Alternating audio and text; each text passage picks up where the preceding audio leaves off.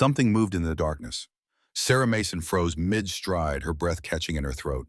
The tattered hem of her sundress fluttered against her calves in the night breeze as she strained her senses toward the ancient pines surrounding her. 3 days of relentless rain had turned Black Ridge Valley into a sodden labyrinth, and now alone in the forest clearing, Sarah felt exposed. A low growl rolled through the darkness. Primal, hungry. Her muscles tensed, ready to flee, but something else stirred within her, an inexplicable pull, like gravity shifting its center. The sensation was foreign yet familiar, as though awakening a dormant instinct. Through the mist between the trees, a pair of golden eyes watched her. Not animal, not human, but something impossible in between. Sarah should have been terrified, should have run. Instead, she took a hesitant step forward, drawn by a force she couldn't comprehend. "Who's there?" she whispered, her voice barely audible above the gentle patter of raindrops on pine needles. The golden eyes blinked once, then vanished, leaving Sarah alone with her thundering heartbeat and the unsettling sense that her life had just irrevocably changed. Sarah's cabin stood as a solitary sentinel against the wilderness 2 miles from the nearest neighbor in this remote corner of Montana. She'd purchased it with the insurance money after Richard's death, seeking isolation like a wounded animal retreating to lick its wounds in private.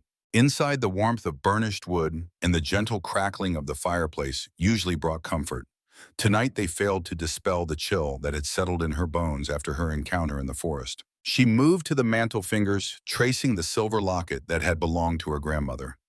The intricate engravings caught the firelight, dancing like living symbols. Sarah had never managed to open it despite years of trying, but her grandmother had been insistent it would open when necessary and had made her promise to always wear it after her passing. Inside, according to her grandmother, was a message: "Kindness to the broken heals the breaker." Words Sarah had lived by in her former life as a clinical psychologist in Seattle. Before everything changed, before Richard's car had hit the black ice on that mountain pass 2 years ago, leaving her alone with an engagement ring and funeral arrangements. Absently, she touched the tiny strange markings etched alongside the conventional designs on the locket. They resembled no language she recognized, yet somehow felt significant. Her grandmother had been full of stories about forest spirits and ancient magic, charming nonsense, Sarah had always thought. The ramblings of an old woman clinging to the superstitions of another era. Yet tonight, those golden eyes in the forest had awakened something. A memory, perhaps, of her grandmother's voice. "Animals choose us, Sarah, not the other way around. When they do, it's because they see something in our souls that resonates with theirs." Sarah shook her head. She was tired, emotional, imagining connections where none existed. She was a woman of science, after all, or had been before grief had hollowed her out, leaving her a ghost moving through the motions of living. The storm intensified, outside rain hammering against the windows like desperate fingers seeking entrance. Sarah made herself a cup of chamomile tea and tried to focus on the manuscript she was editing, freelance work that allowed her to maintain her isolation. The words blurred before her eyes, her mind returning again and again to those golden eyes watching from the darkness. When morning came, the rain continued its assault on the valley. Sarah pulled on her worn boots and waterproof jacket, determined to check her property's perimeter as she did after every major storm. Fallen trees and flooding could isolate her completely if not addressed quickly. She was examining a partially uprooted pine near the eastern edge of her clearing when she saw it, a heap of matted fur and exposed ribs, collapsed at the forest's edge. Steam rose from the creature's body into the cold morning air, the only indication it still lived. A wolf, massive even in its weakened state, with fur the color of midnight. Caution screamed through every rational cell in Sarah's brain. This was a wild predator, possibly injured and certainly dangerous. The sensible action was to call animal control. That's what anyone else in Black Ridge Valley would have done. She took a step closer, fighting against her own better judgment. The wolf's head lifted slightly at her approach, and Sarah's breath caught. 2 milky white orbs stared vacantly in her direction. Blind eyes that couldn't see her yet somehow seemed to look straight through to her soul. A low growl rumbled from the creature's throat, more fear than aggression. Sarah recognized that sound. She'd made it herself, metaphorically speaking, every time someone had tried to get close since Richard died. "It's okay," she whispered, the words emerging unbidden.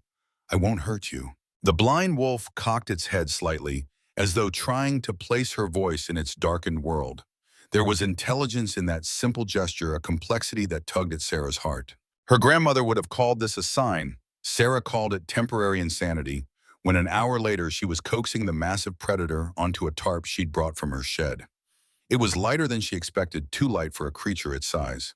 Whatever had happened, illness, injury, or cruelty, had left the wolf desperately malnourished. Its blindness seemed relatively fresh. The scarring around its eyes wasn't fully healed and appeared almost deliberate rather than the result of disease or accident. Getting the makeshift sled back to her cabin was a slow, painstaking process. Each time Sarah pulled it over a particularly rough patch, the wolf would whimper softly and she'd whisper reassurances that probably made no sense to it. But maybe she thought it wasn't the words that mattered so much as the tone, the promise that pain wasn't all that remained in its world. The cabin had been Sarah's sanctuary for nearly 2 years. After leaving Seattle and all its haunting memories behind, she'd poured everything she had into renovating the old family property. Nestled against the mountains, it was exactly the kind of isolation she'd craved.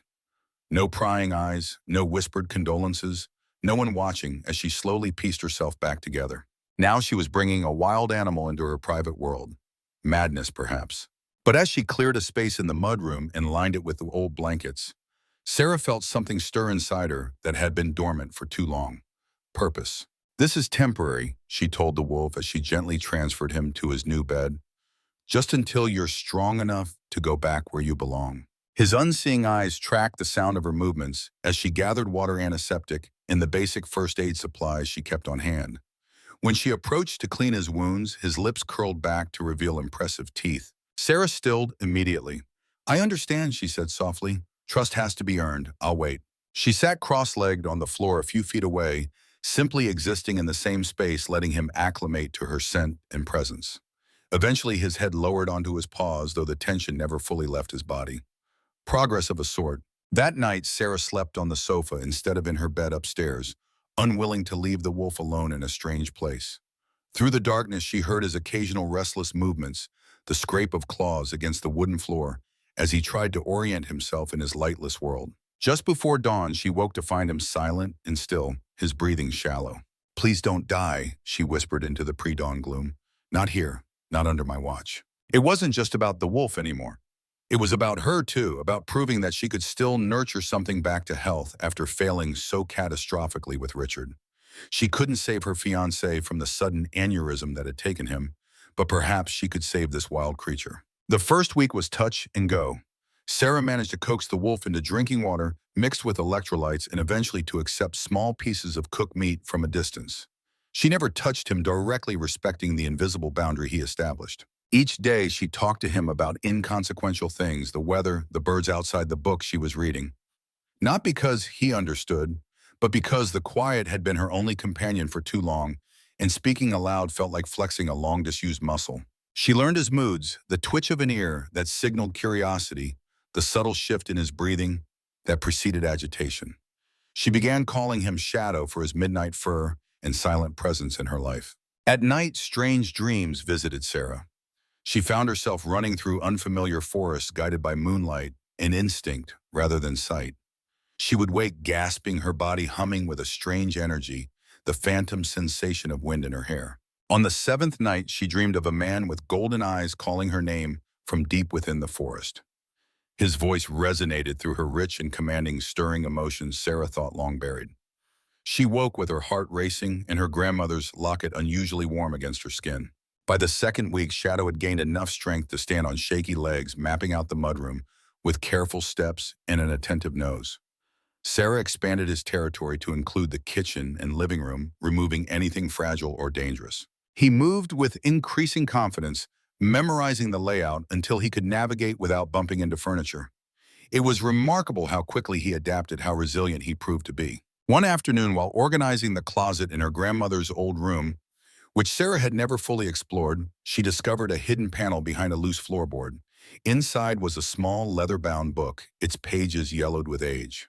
The text was written in an elegant hand, but in a language Sarah didn't recognize, except for occasional English annotations in her grandmother's handwriting. One page featured a drawing of a locket identical to the one Sarah wore, with notes about guardians and the veil between worlds. Another page mentioned soul bonds and forest keepers. The most disturbing entry, hastily scrawled in the margin, read, "Sullivan comes, must hide the truth." When Sarah carried the book downstairs, Shadow reacted strongly.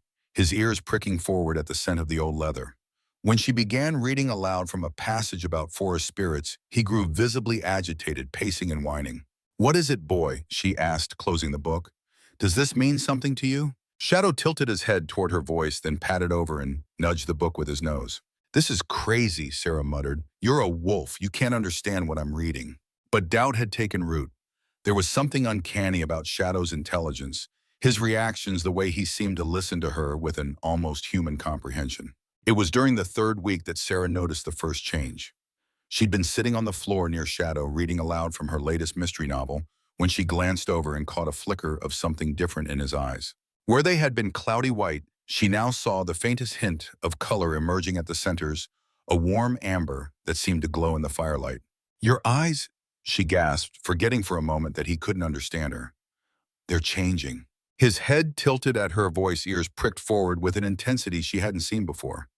For the first time since she'd found him, Sarah wondered if there might be something more to Shadow's blindness than a simple injury, something almost supernatural. But she quickly dismissed the thought. Living alone in the mountains was clearly affecting her rationality. As days passed, the transformation continued. The milky film receded further, revealing more of that unusual golden hue.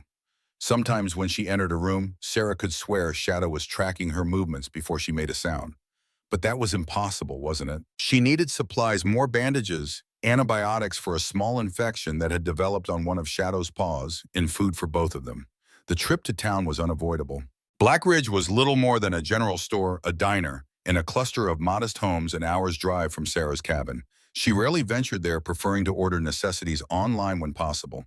But Shadow's condition demanded immediate attention. The bell above the door jingled as she entered Harlan's general store. Old Man Harlan himself nodded a greeting from behind the counter. Sarah was gathering her items when she felt a prickle along the back of her neck, the unmistakable sensation of being watched. A man stood at the end of the aisle, tall and imposing, with dark hair threaded with silver at the temples. His age was difficult to determine, somewhere between 35 and 45 perhaps, but it was his eyes that captured Sarah's attention. They were an unusual color, almost amber in the store's fluorescent lighting. He was staring directly at her with an intensity that made her skin flush. When their gazes met, something electric passed between them. Recognition, though Sarah was certain they'd never met.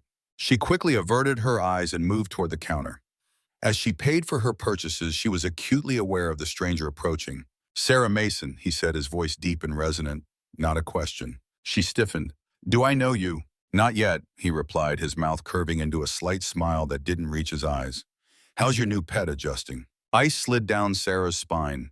No one knew about Shadow. No one had visited her cabin since she'd found him.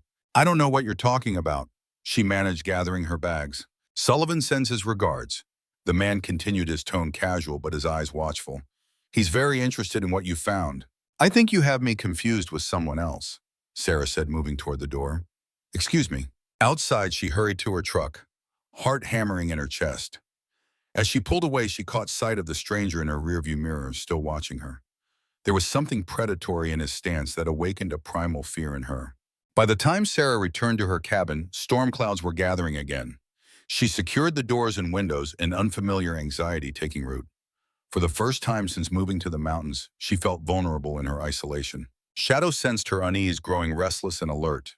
He followed her from room to room, staying closer than usual. That night, a fierce storm rolled through the valley. Thunder crashed overhead, and lightning turned night to day in violent flashes. Shadow paced anxiously through the cabin, whining at each thunderclap. Without thinking, Sarah sat on the floor and opened her arms. "Come here," she said gently.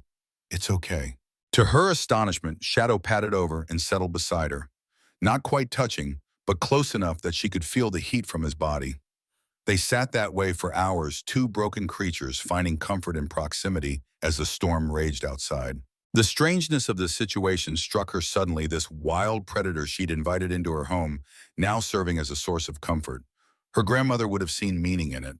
Sarah wasn't sure what to believe anymore. She must have dozed off at some point, because when she opened her eyes, weak morning light was filtering through the windows.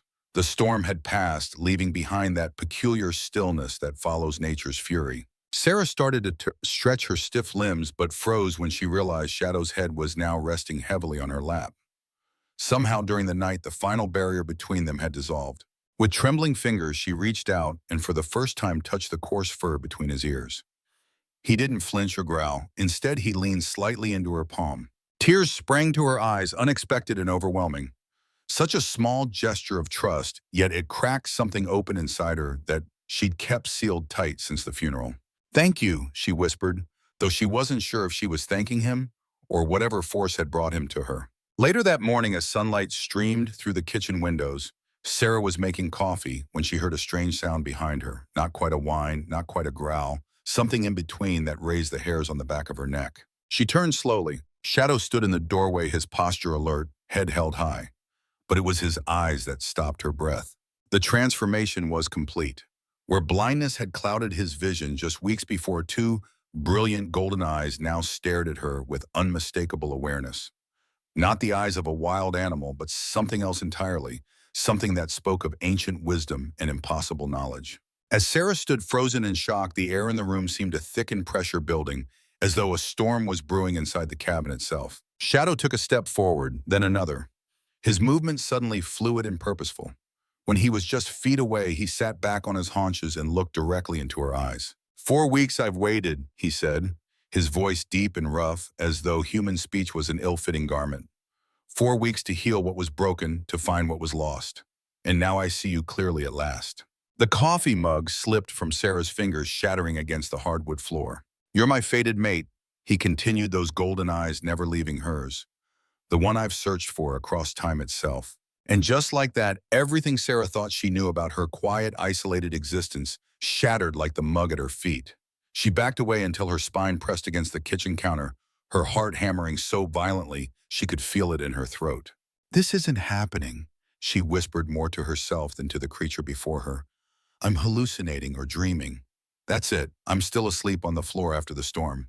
The wolf, no, not just a wolf, something else entirely remained perfectly still, those golden eyes watching her with unsettling patience. When he spoke again, Sarah could see the strange way his mouth formed the words, canine features somehow adapting to human speech. "Your fierce scent is sharp," he said. "I don't wish to frighten you. I've known who you were from the moment you found me, even without my sight." A hysterical laugh bubbled up from Sarah's chest. "Known who I was? I don't even know who you are. What you are." "My name is Ethan Kane," he replied simply, as though this were the most normal conversation in the world. "I am what your kind might call a shifter. My true form walks on 2 legs, but I was trapped in this one after an encounter with those who fear what they don't understand." Sarah shook her head, blonde hair falling across her face. She pushed it back with trembling fingers. "Shifters aren't real. They're stories, myths. Says the woman who's been nursing a blind wolf back to health for a month," he countered, and Sarah could have sworn there was a hint of amusement in his voice. "Your grandmother knew better. The locket you wear, she understood the old ways." Sarah's hand flew to the silver pendant at her throat. How could he possibly know about her grandmother, about the significance of her gift? She'd never spoken of it while he was present. At least she didn't think she had. "What do you mean, fated mate?" she asked, seizing on the phrase that frightened her most. "I'm not anyone's mate. I'm just someone who found an injured animal." Ethan tilted his head, a gesture so reminiscent of his wolf behavior that for a moment Sarah could almost believe this was all some elaborate hallucination, that stress and isolation had finally broken something essential in her mind. "Among my kind, there exists a bond deeper than your human concept of love," he explained. "A recognition at soul level. Rare even for us. I've lived over 2 centuries waiting to feel it." "2 centuries?" Sarah echoed weakly. "We age differently," he said, as though this were a minor detail. "When I was attacked and blinded, I was tracking a scent that had been calling to me for months. Your scent, though, I didn't yet understand what it meant. The attack left me vulnerable, unable to shift back to human form while healing. And then you found me." Sarah sank slowly to the floor, mindless of the broken ceramic and spilled coffee surrounding her. This couldn't be happening. And yet, hadn't there been moments over the past weeks when she'd felt something unusual? The way his recovery had seemed almost miraculous. The strange comfort she'd found in his presence, despite the irrationality of harboring a wild predator. "Let's say hypothetically that I believe any of this," she said carefully. "What exactly do you expect from me?" "For now, nothing," Ethan replied. "You weren't meant to discover my nature this way. The bond works best when accepted freely, not forced by circumstance." "Then why tell me at all? Why not just leave once you were healed?" "Because the hunters who did this to me are still out there. he said, his tone darkening. And now that you've helped me, your scent is mixed with mine. They could track you, too. A chill ran down Sarah's spine that had nothing to do with the morning air. Hunters, but hunters. There are those who know about my kind and see us as abominations, or worse, as trophies to be collected. His ears flattened against his skull, a visual reminder of his dual nature. The man who leads them, Sullivan, has been hunting my pack for decades. His family has passed down the vendetta for generations. The name sent a jolt through Sarah's memory, the strange note in her grandmother's book, and the man at the store who had mentioned Sullivan. So what happens now? She asked, surprising herself with the steadiness in her voice. Ethan's gaze softened slightly. Now I protect you while my strength returns fully. And then if you're willing, take you to meet my pack. They can help keep you safe until Sullivan and his hunters are dealt with. Your pack, she repeated numbly. Not exactly like me. Each shifter has their own nature, their own story. But yes, there are others who share the dual existence. They've been searching for me since I disappeared. Sarah closed her eyes, trying to process everything. When she'd moved to this remote cabin, she'd been seeking escape from a world that had taken everything from her. Daniel's death had left her hollow, a ghost moving through the motions of living. Caring for Shadow for Ethan had been the first thing to make her feel something real again. And now this impossible revelation threatened to pull her back into a reality even more complex and dangerous than the one she'd fled. I need time, she said, finally opening her eyes to find him still watching her intently. It's too much. Time is something I can give you, he replied, but not much of it. My strength returns more each day, and with it my ability to shift forms.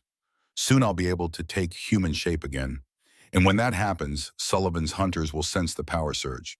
They have ways of tracking such things. The implication was clear. Their strange coexistence was operating on a countdown. The thought should have terrified her completely. Yet beneath the fear lurked something else, a flicker of anticipation. Can you? She hesitated, unsure how to phrase such an absurd question. Can you show me your human form? Ethan shook his massive head. Not yet. The shift requires energy I'm still rebuilding, but soon. Within days, perhaps. A strange disappointment washed through Sarah, followed immediately by embarrassment. What was happening to her 24 hours ago? She'd been caring for what she thought was a blind wolf. Now she was disappointed she couldn't see the man he claimed to become. She got to her feet, carefully avoiding the broken mug shards. I'm going to clean this up, and then I need to think. Alone. Of course, he said, backing away to give her space. I'll be here when you're ready to talk more. The casual domesticity of their exchange, as though they were simply roommates navigating a minor disagreement, rather than whatever this was, struck Sarah as so absurd that she nearly laughed again. Instead, she busied herself with sweeping up the broken ceramic, grateful for the mundane task to ground her. Throughout the day, Sarah moved through the cabin in a daze, Ethan keeping a respectful distance, but never far from sight. She caught him watching her with those golden eyes that now seemed to hold endless depths she hadn't noticed before. Or had they always been there, and she'd simply lacked the context to understand what she was seeing? As evening approached, Sarah retreated to the porch with a blanket and a glass of wine, staring out at the forest that suddenly seemed less a refuge and more a mysterious realm, harboring secrets she'd never imagined. The temperature dropped with the sun, but she welcomed the chill against her flushed skin. Footsteps behind her, padded paws on wooden planks, announced Ethan's presence. Without turning, she asked, "How many others are there like you?" "Fewer than there once were," he replied, settling beside her rocking chair. "My pack number's 18. We're one of the larger ones remaining. And they all shift between human and wolf. Yes, though some have greater control than others. The younger ones struggle during full moons. The oldest among us can change at will, regardless of lunar cycles." Sarah took a long sip of wine. "And this mate thing, how does it work? Do all of your kind have them?" "No," he said, and she heard something like reverence in his voice. "Most never find their true mate. They form bonds of companionship, of pack loyalty. But the soul-deep recognition I felt with you, it's rare enough to be considered legend, even among my people." "But how can I be your mate? I'm not like you. I'm just human." "The mate bond doesn't follow the species lines," Ethan explained. "It's older than either of our kinds. A magic from the time when all boundaries were thinner. Some believe it's nature's way of strengthening bloodlines, introducing new vitality." Sarah nearly choked on her wine. "Bloodlines, you can't seriously be suggesting—" "I'm not speaking of immediate concerns," he said quickly. And if wolves could blush, Sarah thought he might have. The bond is foremost a connection of spirits. The rest would be your choice. Always. The clarification did little to calm the sudden flutter in her chest. She changed the subject. These hunters, how do they track your kind? Ethan's demeanor shifted, tension radiating from his body. They use a combination of old magic and modern technology. Blood spells that can detect shifters when we change form. Thermal imaging that identifies our unique heat signatures. And sometimes they use those of us they've captured to track others. The casual mention of capture sent ice through Sarah's veins. Is that what they did to you, capture you? They tried, he growled, the sound rumbling deep in his chest. They used silver-infused weapons to weaken me, and a ritual to temporarily blind me to prevent me from finding my way home to my pack. But they underestimated my resilience. I escaped before they could cage me, though the injuries left me vulnerable. That's when you found me. Sarah thought back to that rainy morning that felt like a lifetime ago. You were so weak, I thought you might die. I likely would have without your care, he acknowledged. The blindness was the worst of it, a spell designed to disorient and incapacitate. But they didn't account for you for what you are. What do you mean? The touch of a fated mate can heal wounds that would otherwise be fatal to my kind, Ethan said softly. Each time you came near, each time you spoke to me or tended my needs, your presence was countering their magic without you even knowing it. The implications staggered Sarah. So I didn't just find you by accident. There are no accidents in this world, only patterns we haven't yet recognized, he replied, echoing a sentiment her grandmother had often expressed. The parallel sent a shiver through her that had nothing to do with the evening chill. Night had fully descended now, the forest around them alive with cricket song and the occasional distant howl that suddenly held new meaning. Would Ethan answer if she asked him to? Would his voice join those calling through the darkness, announcing his presence to others of his kind? What will happen when you shift back?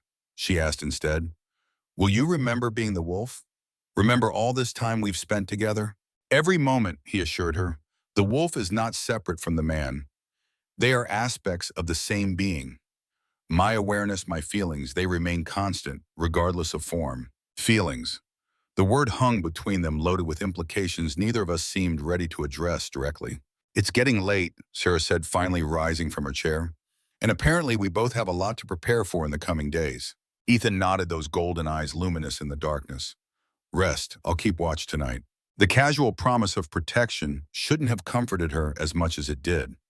Yet as Sarah made her way upstairs to her bedroom, leaving him downstairs for the first time since his revelation, she felt strangely secure in the knowledge that he was guarding the house. Her last thought before drifting into sleep was a question: had she saved him? Or had he somehow saved her from the half-life she'd been living since Richard's death? Dawn broke with unusual brilliance the next morning, sunlight streaming through her bedroom window with almost painful intensity. Sarah stretched beneath the covers, momentarily disoriented by how deeply she'd slept. No nightmares, no waking in cold sweat, with Richard's name on her lips, just solid, restful sleep for the first time in years. As consciousness fully returned, so did the memory of yesterday's impossible revelation. She sat up abruptly. Ethan, the shifter, her apparent fated mate. Had it all been a stress-induced hallucination? The sound of something heavy falling downstairs answered her question before she could even form it completely. She threw back the covers and raced to the door, heart pounding. "Ethan!" she called, rushing toward the stairs. "What's happening?" His answer came as a strangled sound, half growl, half human cry that sent fear spiraling through her. When she reached the bottom step, she saw him in the center of the living room, body contorted in what appeared to be agonizing pain, golden eyes now blazing with an internal fire that seemed almost too bright to look at directly. "Stay back," he managed to warn, voice deeper and rougher than before. "It's happening. The shift coming too soon." Sarah froze on the bottom step, unable to look away from the transformation unfolding before her. Ethan's body seemed to ripple, the very structure of his bones visibly shifting beneath his fur. His spine elongated with a series of sickening cracks that made her stomach lurch. Yet despite her horror, she couldn't retreat. Something primal kept her rooted to the spot, witnessing what few humans ever had. "What can I do?" she whispered, her voice barely audible over his labored breathing. He couldn't answer now, lost in the throes of the change. His front paws stretched, fingers elongating where there had been only padded feet moments before. The thick fur began to recede in patches, revealing pale skin underneath. Sarah pressed a hand to her mouth, torn between fascination and the instinct to flee from something so fundamentally unnatural. The process seemed to last both an eternity and mere seconds. When it finally stilled, a naked man lay curled on her living room floor, his body gleaming with sweat, tremors still running through his newly formed muscles. Dark hair, nearly black, fell across a face that remained partially hidden against the hardwood. For several heartbeats, neither moved. Then slowly he pushed himself up to a sitting position, and Sarah saw his face clearly for the first time. He was beautiful in a way that stole her breath, features too perfect to be entirely human. Those same golden eyes now set in a face that seemed sculpted rather than born. High cheekbones, a strong jaw, darkened with stubble, and lips that curved slightly even in repose. He looked to be in his mid-30s, though. If what he told her about shifter longevity was true, he could be decades or even centuries older. Sarah suddenly realized she was staring and averted her eyes, her cheeks burning. "I'll get you some clothes." Hurrying back upstairs, she rummaged through the boxes in the spare room until she found some of Richard's things she hadn't been able to part with. The pain she expected to feel at handling them again was surprisingly dull, a ghost of grief rather than its full force. She selected a pair of sweatpants and a t-shirt that might fit Ethan's broader frame, then headed back downstairs with her eyes carefully trained on the floor.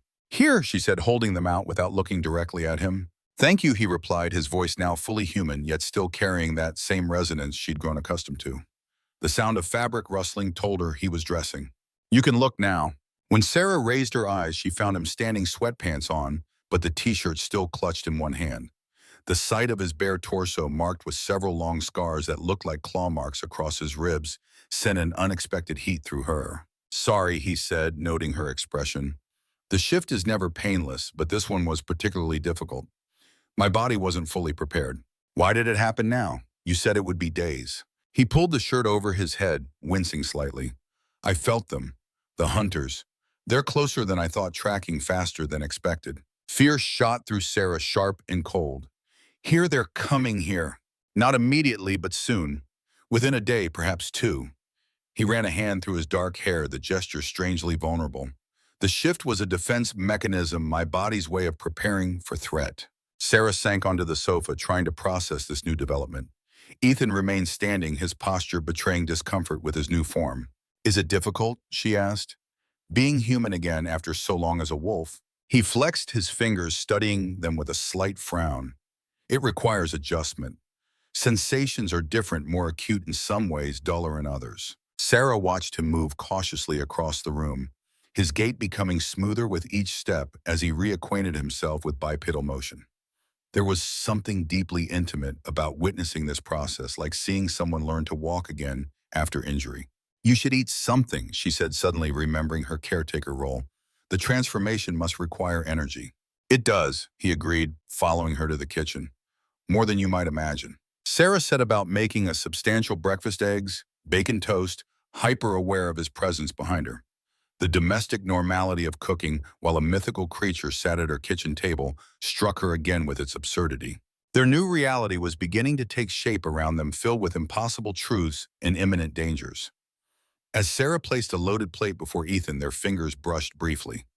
A spark of electricity jumped between them, and their eyes met in shared recognition. Whatever lay ahead, they would face it together. The woman who had lost everything, and the wolf who had found his mate across centuries of searching. The hunters were coming, but for this moment, in this cabin, at the edge of the wilderness, they had found an unexpected sanctuary in each other. Ethan ate with the focused intensity of someone who had been denied proper nourishment for too long.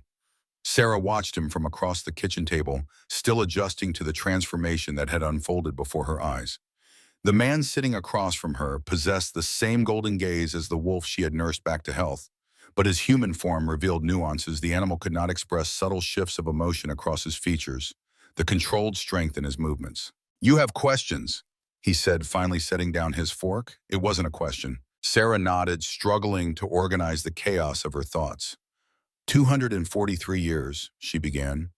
"You've lived through everything." A small smile played across his lips. "Not everything, but much." "Tell me," she said, "tell me what you've seen." Ethan leaned back in his chair, his golden eyes growing distant with memory. "I was born in 1782 in what you now call West Virginia. My father was a shifter, my mother human, a rarity even then. I lived my first 20 years as any frontier son might, hunting, trapping, helping to build our settlement. He described witnessing the young nation expand westward, how his pack had moved repeatedly to avoid human encroachment. His voice deepened as he spoke of the Civil War where he had fought as a Union scout, using his abilities to gather intelligence behind Confederate lines. The world was simpler then, he said, harder in many ways but clearer.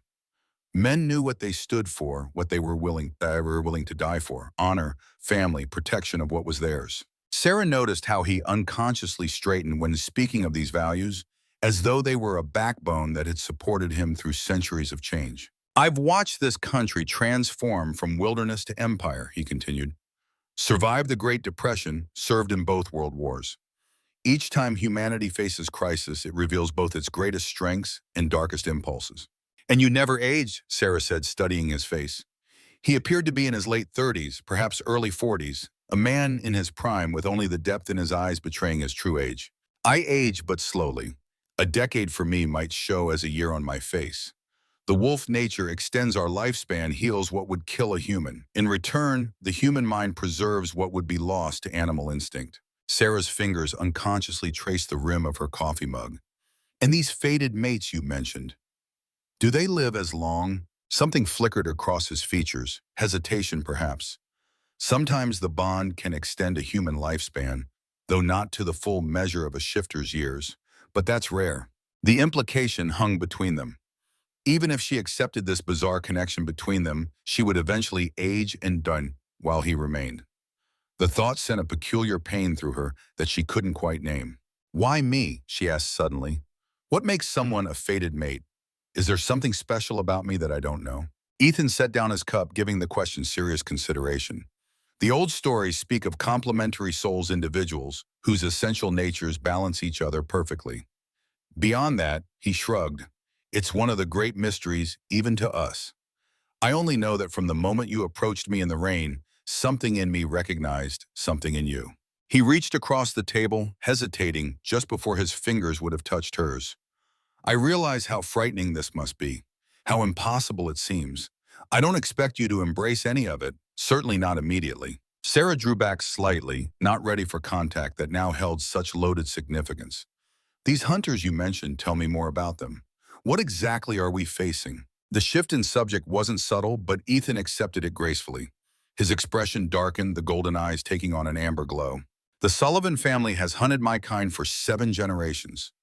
What began as religious zealotry evolved into something far more dangerous, scientific curiosity backed by fanatical purpose. Ethan explained how Maxwell Sullivan, the current patriarch, had transformed his family's ancient vendetta into a modern enterprise. A former military special forces operative turned biotech billionaire, Sullivan combined old magic with cutting-edge technology. He believes shifters are the key to creating the perfect super soldier. Our regenerative abilities enhance senses strength. He wants to harness these traits and weaponize them. That's insane, Sarah whispered. Not to a man who has watched his family hunt my kind for generations. Sullivan lost his father in a confrontation with shifters 30 years ago. What began as a family crusade became personal vendetta. And they're experimenting on your people, Ethan's jaw tightened. Those they managed to capture, including my sister Lyra. She disappeared 6 months ago during a routine border patrol of our territory. The pain in his voice was unmistakable. Sarah found herself wanting to reach for his hand, but hesitated, uncertain of what such a gesture might mean in their new reality. Is that why you were alone when they attacked you looking for her? He nodded. I'd picked up a scent trail that might have led to her. Instead, it led me into an ambush. They used silver weapons and a blinding ritual specifically designed to disorient shifters. His gaze held hers. But even as I fled wounded and blind, I sensed something else, your scent calling to me. I followed it, not understanding why, until I collapsed at the edge of your property. And now they'll come for both of us. Sarah said, the reality of their situation solidifying like ice in her chest. Yes, the moment I shifted forms, they would have detected it. Sullivan has devices that can sense the energy surge of a transformation. And now that I'm in human form, I can better protect you, but I'm also more easily tracked. Sarah rose from the table, moving to the window. The forest beyond her cabin no longer represented sanctuary but potential threat, harboring enemies she could barely comprehend. We need to leave, Ethan said, coming to stand behind her. Today, Pack only what you can't live without. We'll travel north to my territory in the mountains. My pack can protect you while we deal with Sullivan. Sarah turned to face him, suddenly aware of his height, the breadth of his shoulders, the way he seemed to fill the small kitchen with his presence. And after what happens after these hunters are dealt with, his golden gaze held hers steadily. That would depend entirely on you. The mate bond doesn't create obligation, only possibility. You would be free to return to your life here if that's what you choose. The thought of returning to her solitary existence after all this should have been comforting, a promise of eventual return to normalcy. Instead, it left her feeling strangely hollow.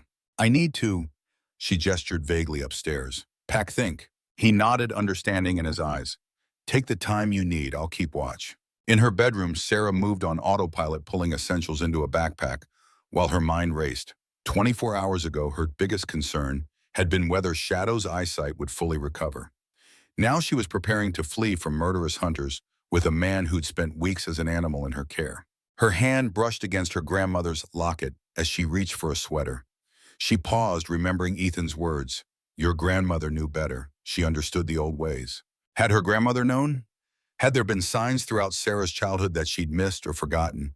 She'd always attributed her grandmother's tales of forest spirits and ancient magic to an old woman's fancy, charming nonsense from another era. Now she wondered what else her grandmother might have tried to prepare her for. Sarah pulled the leather-bound book from her nightstand drawer, the one she'd found hidden in her grandmother's room. Now, with new context, perhaps its meanings would become clearer. She flipped through the pages, pausing at a sketch that caught her eye, a drawing of what appeared to be a man in mid-transformation, half human, half wolf. In the margin, her grandmother had written, Guardians must protect the balance. Guardians. The word stirred something in Sarah's memory, something her grandmother had said on her deathbed when she'd pressed the locket into Sarah's palm. You come from a long line of protectors, child. When the time comes, you'll understand. Sarah had assumed she meant her family's history of public service. Her grandfather had been a county sheriff, her father a doctor. Now she wondered if there had been a deeper meaning. A sudden crash from downstairs jolted her from her thoughts.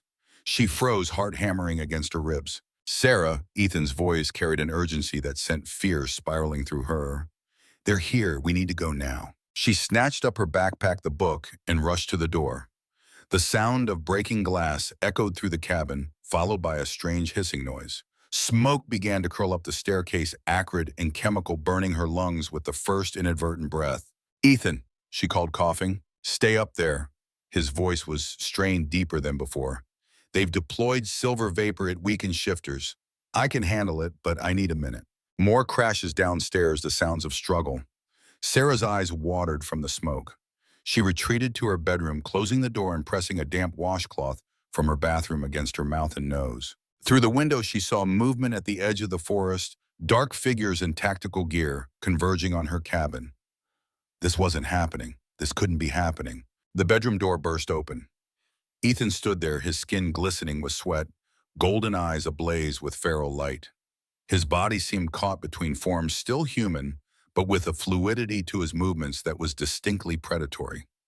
Blood streaked his arm where something had cut him. The back window, he gasped. We need to go through the forest. I've disabled 2 of them, but more are coming. Sarah didn't hesitate. She followed him down the hall to the small window that overlooked the back of her property. Ethan smashed it open with his elbow, clearing the shards from the frame with his sleeve. I'll go first, then help you down, he said, squeezing through the opening. He dropped to the ground below with unnatural grace, then turned, arms raised to catch her. Sarah climbed out, dangling for a moment before letting go. Ethan caught her, easily setting her on her feet, as though she weighed nothing. Up close, she could see the silver vapor had affected him, veins standing out dark against his pale skin, pupils dilated until only a thin ring of gold remained. This way, he said, pulling her toward the tree line. Stay close to me.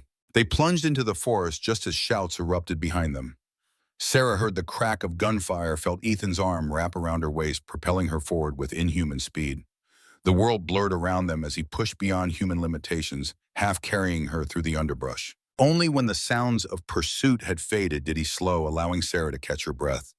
They had come to a small clearing several miles from her cabin, far deeper into the wilderness than she had ever ventured.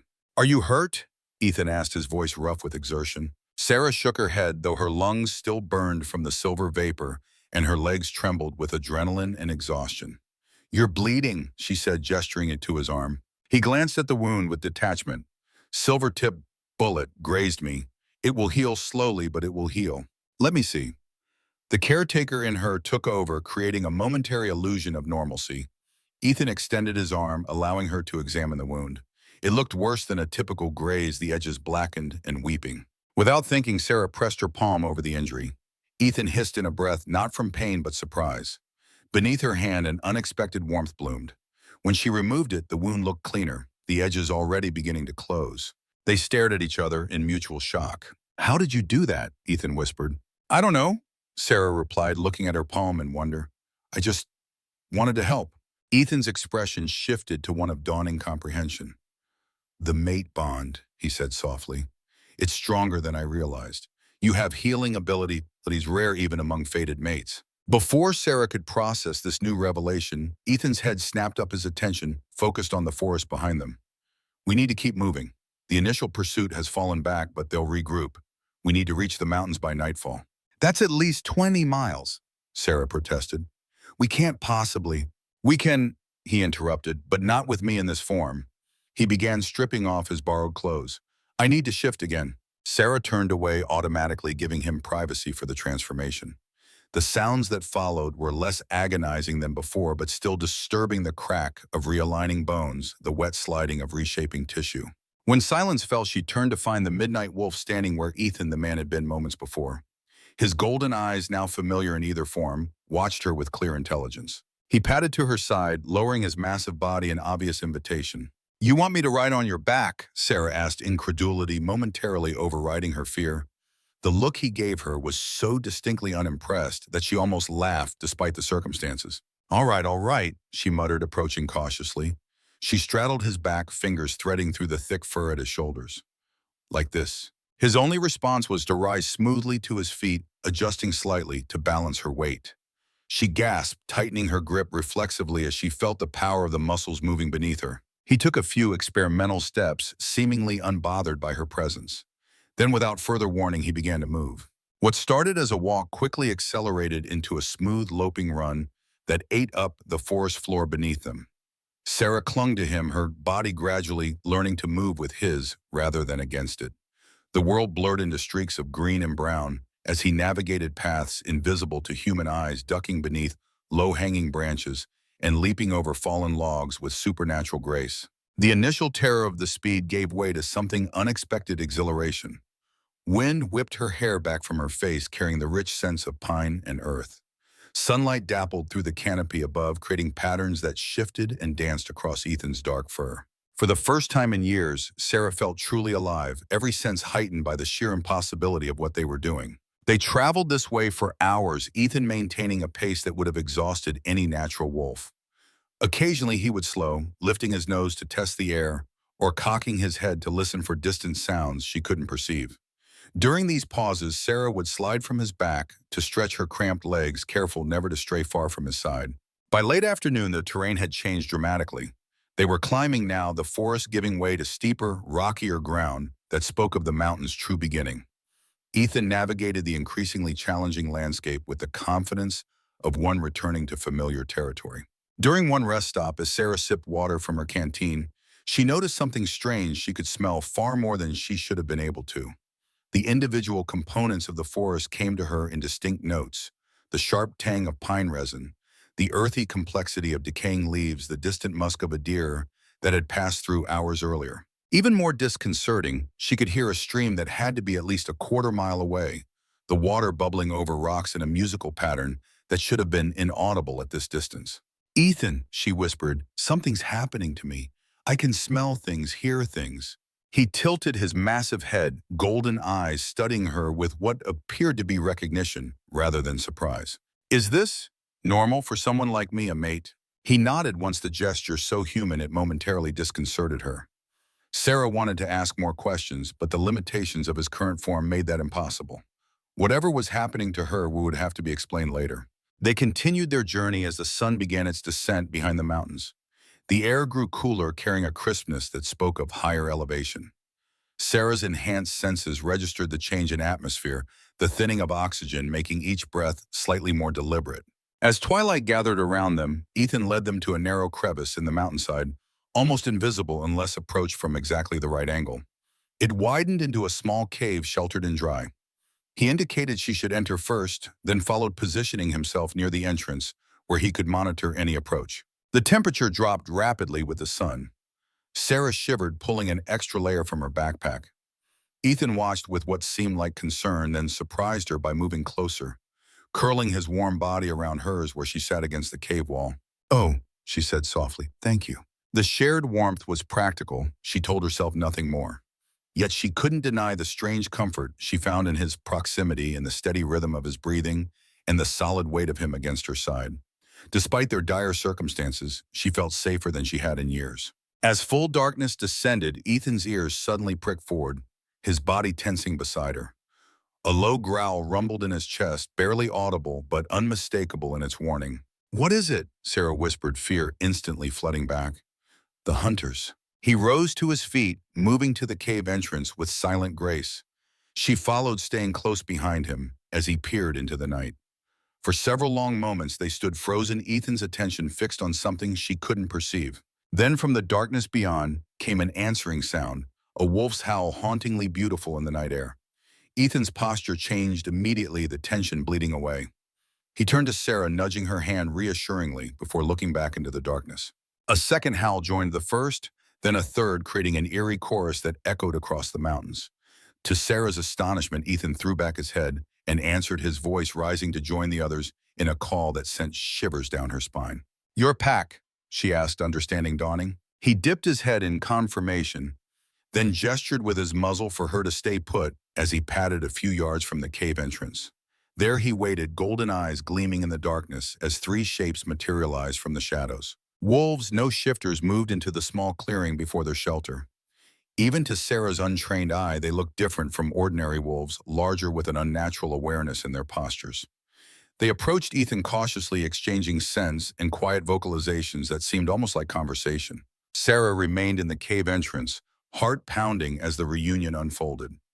After several minutes of what appeared to be intense communication, Ethan turned and beckoned her forward with a gesture of his head. "You want me to come out there?" she asked nervously. His golden eyes held hers steadily, a clear invitation. Swallowing her fear, Sarah stepped from the shelter of the cave into the moonlight where the four wolves waited. The newcomers regarded her with varying degrees of curiosity and suspicion. The largest, a gray wolf with a scarred muzzle, approached first, circling her slowly while she stood frozen, unsure what was expected of her. Ethan remained close, in his body language alert but not alarmed. The gray wolf completed his inspection, then looked directly at Ethan with an expression that somehow conveyed incredulity even on lupine features. A female with reddish-brown fur approached next, her assessment seemingly more thorough as she sniffed at Sarah's clothes, her hair, her outstretched hand. Hello," Sarah said awkwardly, feeling ridiculous for speaking aloud to creatures she now knew were as intelligent as any human. "I'm guessing you're Ethan's friends." The red wolf made a sound that might have been amusement before backing away to rejoin the others. The third wolf, smaller and younger looking, with mottled gray and black fur, seemed the most openly curious, tilting his head at her in an almost playful manner. Ethan moved to Sarah's side, pressing against her leg in what felt like a protective gesture. The gray wolf, who Sarah was beginning to suspect might be the alpha Ethan had mentioned, made a short, sharp bark that seemed to carry an order. Immediately, the younger wolf disappeared into the trees, moving with astonishing speed. "What's happening?" Sarah whispered to Ethan, though she knew he couldn't answer in his current form. The red female approached again, this time carrying something in her mouth, a bundle of fabric that she dropped at Sarah's feet. Sarah bent to pick it up, realizing it was clothing. A simple shirt and pants, clearly intended for Ethan. Understanding dawned. "You're going to shift back." Ethan nodded, then looked pointedly toward the cave. Sarah took the hint and retreated inside with the clothes, giving him privacy for the transformation. Through the cave entrance, she caught glimpses of the other wolves forming a protective circle, their attention directed outward as though standing guard. Several minutes later, Ethan appeared at the entrance, now in human form, and dressed in the clothes his packmates had provided. His hair was disheveled, his expression weary but alert. "They've been searching for me since I disappeared," he explained without preamble. "When they sensed my shift this morning, they changed course to intercept us." That's good, right? Sarah asked, relief mixing with a new anxiety at the presence of more shifters. His expression remained grave. They bring news. Sullivan's hunters have divided their forces. Some still tracking my original trail, but others? He hesitated. Others were headed toward your cabin when my pack picked up their scent. Cold fear washed through Sarah. My cabin. But why would they go there if they're tracking you? Because they know what you are to me now, Ethan said softly, and taking a shifter's mate is the surest way to draw them into a trap. The revelation struck Sarah like a physical blow. How could they possibly know I didn't even know until yesterday? Ethan ran a hand through his dark hair, his expression troubled. There are ways, old magic, that can detect the forming of mate bonds. It's how Sullivan's family has hunted my kind for generations. They seek out those with the potential for such connections and use them as bait. Sarah felt dizzy with the implications. So I was already marked somehow even before we met. Not exactly, Ethan replied, guiding her back to sit against the cave wall. The potential was there dormant. When we met, when you helped me, it began to activate. And when I shifted this morning, it would have sent out a pulse of energy that those attuned to such things could detect. The gray wolf appeared at the cave entrance, his massive form blocking much of the moonlight. He fixed Sarah with an intense stare that seemed to communicate volumes. Ellis says we need to move, Ethan translated. They've picked up hunter activity less than 10 miles south. Ellis, Sarah echoed, looking at the imposing wolf with new understanding. The alpha, Ethan nodded. He's been leading our pack for over a century. If anyone can get us safely to our territory, it's him. The red female joined Ellis at the entrance, her intelligent eyes assessing Sarah with unnerving directness. That's Nira, Ethan said, our best tracker. And the younger one is Kyle, newest to the pack but fiercely loyal. Sarah tried to process the fact that these wolves were people, individuals with names and histories and personalities. People who could presumably take human form, just as Ethan had done. Why don't they shift, she asked. Wouldn't it be easier to communicate? Safer to remain as wolves while we're exposed, Ethan explained. A human scent carries farther, and we're less conspicuous as animals if any hikers or hunters pass by. Besides, Ellis prefers this form, says it keeps his thinking clearer. Ellis made a sound that might have been agreement before turning away, clearly expecting them to follow. Ethan helped Sarah to her feet, his touch lingering, perhaps a moment longer than necessary. We'll travel through the night, he said. My pack knows these mountains intimately, every cave, every hidden pass. By dawn, we should reach the outer boundaries of our territory. And then what? Sarah asked, shouldering her backpack. What happens once we're there? Something softened in Ethan's golden eyes. Then you'll see the home I've been trying to return to for a month, a place where my kind has lived in secret for centuries. They set out into the night, the four wolves forming a protective formation around Sarah. Ellis and Nira took point, Ethan at Sarah's side and Kyle bringing up the rear. The darkness that should have been impenetrable was navigable thanks to her strangely enhanced senses, though she still stumbled occasionally on the uneven terrain. As they traversed a particularly narrow ridge, Sarah noticed Ethan's attention shift toward the valley below. He signaled to Ellis, who paused, nose lifted to the air. A moment later, a distant mechanical whine reached Sarah's ears, the sound of engines still miles away but approaching. Sullivan's men, Ethan murmured. They're using all-terrain vehicles to cover ground faster. Can they track us up here? Sarah whispered. Not easily, but they have technology, thermal imaging, motion sensors. And if they've captured any of our kind to use as trackers. He didn't finish the thought, but his expression darkened. They increased their pace, the wolves leading them higher into the mountains, away from established trails. The path grew more treacherous, loose shale, steep inclines, narrow passages between towering rock faces. Sarah's muscles burned with exertion, but fear and determination drove her forward. At one point, Kyle stopped abruptly, hackles rising. The other wolves froze, senses alert. Sarah heard it a moment later, the unmistakable sound of a drone, its quiet buzz approaching from the south. Down, Ethan hissed, pulling Sarah beneath an outcropping of rock, just as a small, dark shape appeared against the night sky. The drone hovered, clearly equipped with thermal imaging, as its camera swiveled, methodically scanning the landscape. The wolves pressed themselves against the mountain face, using the cold rock to mask their heat signatures. Sarah could feel her heart pounding so loudly she was certain the drone could somehow detect it. For several agonizing minutes, the device continued its search pattern. Then, apparently finding nothing of interest, it moved on, disappearing over the ridge. They're getting smarter, Ethan whispered. using technology where magic fails them. They continued more cautiously now, using natural features to shield them from aerial observation. The moon had begun its descent when Ellis led them to what appeared to be a solid rock face covered in thick vegetation. The alpha wolf pushed through the foliage, revealing a narrow fissure barely wide enough for a person to squeeze through. An entrance into our tunnel system, Ethan explained. It runs throughout the mountain.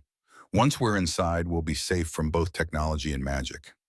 Sullivan's hunters have never found this network. One by one, they filed through the narrow opening. Sarah went last, Ethan holding the vegetation aside for her. As she passed him, their bodies pressed close in the confined space. For a brief moment, they were face to face, barely inches apart. His golden eyes seemed to glow in the darkness, and Sarah felt a sudden, inexplicable urge to close the distance between them. Instead, she slipped past him into the tunnel, her cheeks burning. What was happening to her 24 hours ago? Ethan had been a wolf in her care. Now she was feeling attraction to a man, a being who claimed they shared a supernatural bond. The passage widened as they moved deeper into the mountain. To Sarah's surprise, small lights began to appear along the walls, bioluminescent fungi cultivated to provide illumination without fire or electricity. Their soft blue-green glow created an otherworldly atmosphere, transforming the rough stone tunnel into something magical. "How much farther?" she asked, her voice echoing slightly in the enclosed space. "Not far now," Ethan replied. "The main cavern is about a mile ahead. We'll rest there before making the final journey to Wolf Haven at dawn." Wolf Haven, the name conjured images of sanctuary of refuge. Sarah wondered what sort of place could hide an entire community of shifters from the modern world. As they walked, Ethan explained more about his pack's territory, a hidden valley high in the mountains accessible only through certain passes in the tunnel system they now traversed. For centuries, they had lived there in relative peace, adapting to the changing world around them while maintaining their ancient ways. "We're not completely isolated," he said. "Some of us venture into the human world for supplies, education, news. We have technology, solar power, satellite internet. But we choose to live apart, preserving our culture and protecting our secret. And humans never find you. Occasionally, hikers stumble close, but we have ways of gently redirecting them. The mountains themselves help treacherous passes, sudden weather changes. Nature protects her own." They had been walking for nearly an hour when the tunnel suddenly opened into a vast cavern so large that Sarah couldn't see the ceiling in the dim bioluminescent light. A small underground lake occupied one side, its surface glassy and still. On the other, stone platforms of varying heights created natural resting areas. Ellis, Nira, and Kyle had already claimed spots, settling down with the easy familiarity of those who had been here many times before. "We'll rest for a few hours," Ethan said, guiding Sarah to one of the stone platforms. "At dawn, we'll make the final approach to Wolf Haven." Sarah sank gratefully onto the smooth stone, her legs trembling with exhaustion. The events of the day, the attack on her cabin, the desperate flight through the forest, the revelation of Ethan's pack crashed over her in a wave of delayed shock. "What have I gotten myself into?" she whispered, more to herself than to Ethan. He settled beside her, leaving a respectful distance between them. "A war that has been waging for centuries," he answered honestly. "But also perhaps a place where you might find answers about yourself. About your grandmother, about the locket, about why you were able to heal me with a touch." Sarah's hand went to the silver locket at her throat. It felt warmer than usual, almost alive against her skin. "My grandmother never told me anything about shifters or mates or hunters. Why keep it secret if it was so important?" "To protect you," Ethan said simply. "Knowledge is dangerous when you're not ready to use it. If Sullivan's family has been hunting mates as well as shifters, she would have wanted to keep you hidden for as long as possible." The implications were staggering. Had her grandmother's death been entirely natural, or had there been something more sinister involved? Had she been hiding Sarah not just from the world, but from people who might wish her harm because of what she was? Sarah's mind whirled with questions, but her body demanded rest. Despite the hard stone beneath her, exhaustion dragged at her limbs, her eyelids growing heavy. "Sleep," Ethan urged gently. "We have a few hours before we need to move again. I'll keep watch." "The others," Sarah murmured, gesturing vaguely toward the three wolves across the cavern. "They'll watch too. You're safe here." Sarah wanted to ask more questions to understand the new reality that had engulfed her so suddenly. But exhaustion won out. The last thing she remembered before drifting into sleep was Ethan's golden eyes watching over her, a silent promise of protection that followed her into dreams. She woke to a gentle touch on her shoulder. Ethan knelt beside her, his expression grave in the dim blue-green light. "It's time," he said quietly. "We need to move." Sarah sat up, disoriented for a moment. Her body ached from the previous day's exertions and from sleeping on stone. But when the memories of their situation flooded back, adrenaline cleared the fog from her mind. The three wolves were already waiting by the tunnel that would lead them onward. As Sarah gathered her few belongings, she noticed Ethan's tension, the alertness in his posture that hadn't been there when she'd fallen asleep. "What is it?" she asked. "What's happened?" "Ellis picked up a scent while you slept," he replied, keeping his voice low. "One of the hunters managed to follow our trail to the tunnel entrance. He's gone to get reinforcements, but it won't take them long to find this place." Fear shot through her. "I thought you said we'd be safe in the tunnels." "We should have been. Something's changed. They have new tracking methods we weren't prepared for." His jaw tightened. "We need to reach Wolf Haven before they organize a full search of the mountain." They moved quickly through a new tunnel, this one sloping steadily upward. Sarah could feel the air growing fresher as they ascended, suggesting they were approaching the surface again. After nearly an hour of climbing, they emerged onto a narrow ledge halfway up the eastern face of the mountain. The sky was lightening with the approach of dawn, the stars fading into the pale blue canvas above them. Ethan pointed to a distant valley nestled between towering peaks.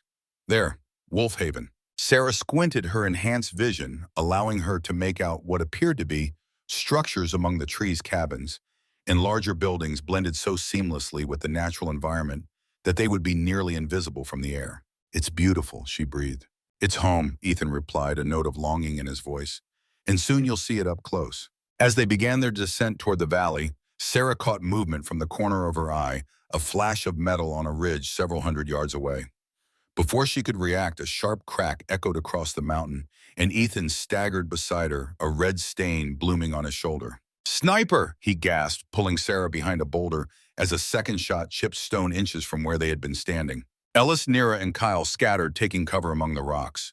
The gray alpha's eyes met Ethan's, some silent communication passing between them. "They found us," Ethan said grimly, pressing his hand against his bleeding shoulder. "And they came prepared." "Stay down." Ethan pulled Sarah tighter behind the boulder as another bullet ricocheted off the rock face above them. The dawn light cast long shadows across the mountainside, turning their pursuers into indistinct silhouettes against the brightening sky. Blood seeped between Ethan's fingers where he pressed his hand against his wounded shoulder. The bullet had struck him high on the left side, missing vital organs, but causing significant damage. His face was drawn with pain, but his golden eyes remained alert and calculating. "Silver bullet," he grimaced. "Not enough to kill me, but enough to slow my healing." Sarah reached for his injury, remembering how her touch had accelerated his healing before. Ethan caught her wrist, stopping her. "Not here," he whispered. "That kind of energy pulse would pinpoint our location. We need to move." Across the slope, Ellis gave a low, short howl, clearly a signal.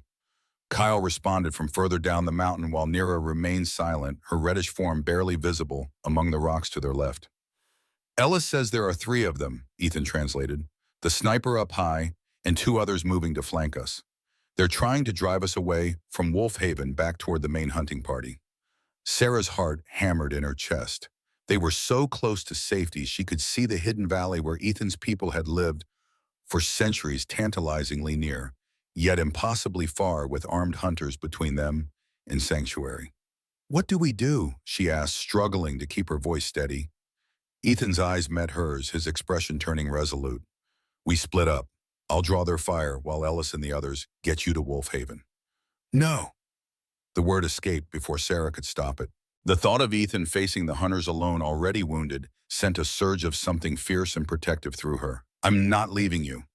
"Sarah, you said it yourself. I'm your fated mate. That makes your fight my fight." She reached for the locket around her neck, feeling its warmth against her palm. "Besides, I think I might be able to help more than you realize." Something flashed in Ethan's eyes, surprise followed by a reluctant pride. He hesitated, then nodded sharply. "Stay close to me. When I give the signal, run for that cluster of pines. Don't stop. Don't look back." Sarah's fingers closed around her grandmother's locket. It felt almost hot to the touch, now thrumming with an energy she could feel resonating through her blood. The strange symbols etched into its surface seemed to shift beneath her fingers, no longer incomprehensible, but somehow familiar, as though she'd always known their meaning. "Ready?" Ethan asked, tension coiling in his powerful frame. Sarah nodded, drawing a deep breath to steady herself. Now, Ethan lunged from behind the boulder, drawing the sniper's fire while Sarah sprinted for the pine trees. Shots rang out, bullets kicking up dirt at her heels. She heard Ethan's growl, a sound that blurred the line between human and wolf, followed by a scream of pain that wasn't his. She reached the shelter of the trees, pressing herself against a massive trunk as she fought to catch her breath. Through the branches, she could see Ethan engaged in combat with one of the hunters, a man in tactical gear, wielding what appeared to be a silver-edged combat knife. Despite his wound, Ethan moved with supernatural speed, his actions fluid and predatory. The sniper had lost his high vantage point, forced to descend by Nira, who harried him from above, a streak of russet fur darting between rocks. Ellis and Kyle had cornered the third hunter, driving him steadily away from his companions. Sarah felt a strange doubling of her senses. She could somehow feel Ethan's pain, as though it were her own, could sense his flagging strength as the silver wound took its toll.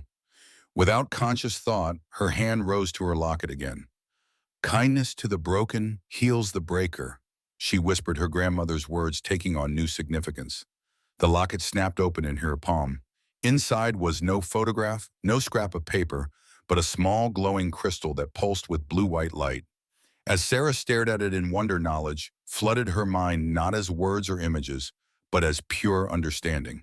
She knew suddenly and completely what she was and what she needed to do. Her grandmother had been a guardian, one of an ancient line of humans who protected the balance between the natural and supernatural worlds.